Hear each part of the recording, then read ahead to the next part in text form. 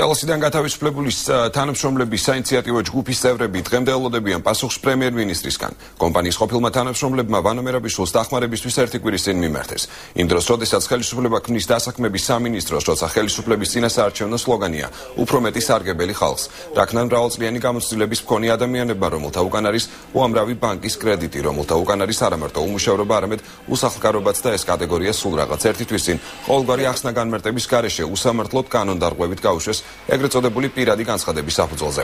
გვირეკავდნენ და გვეუბნებოდნენ დაწერეთ განცხადება და თარიღი არ დაუსვათ, ნათქვამია ვანო მერაბიშვილისთვის გაგზავნილ წერილში. თელოსიდან გათავისუფლებული თანამშრომლები გუშინ მეცხრეახთან იმას ამბობდნენ, რომ სამსახურიდან მათი გაშვება პოლიტიკური შეხედულებების გამო გადაწყდა. რასაც თელასში უარყოფენ მეცხრეახმა გუშინ შეკითხვით მიმართა თელას, რატომ გაათავისუფლეს ჯერ ამერიკელები, შემდეგ კი რუსული მენეჯმენტის დროს წლების განმავლობაში მომუშავე სპეციალისტები. თელასის საზოგადოებასთან ურთიერთობის სამსახურში გათავისუფლების მიზნად მათ არაპროფესიონალიზმს ასახელებენ.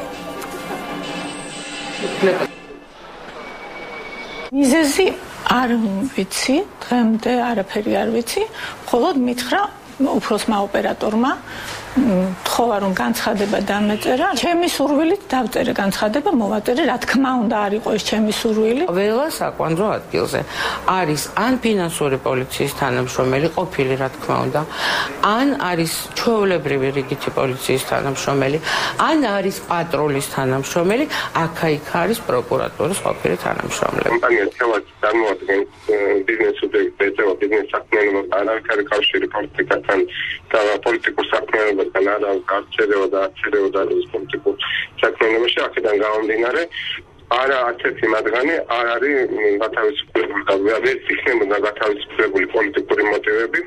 ყველა მათგანი არის გათავისუფლებული და მათ თავის დროზე განემართათ ის გამოცხადა გათავისუფლებული მათი მუშაობიდან გამომდინარე, არა დამოკმაყოფილებელი მუშაობის გამო. რაც შეეხება ზურამელაძე და ნიუპრივაძე იყო ბიზნეს ცენტრის მენეჯერები და იმ შედეგებით გამო რა შედეგებით მათ ჰქონდათ არ იყო სახარებიობა მათ ბიზნეს ცენტრებში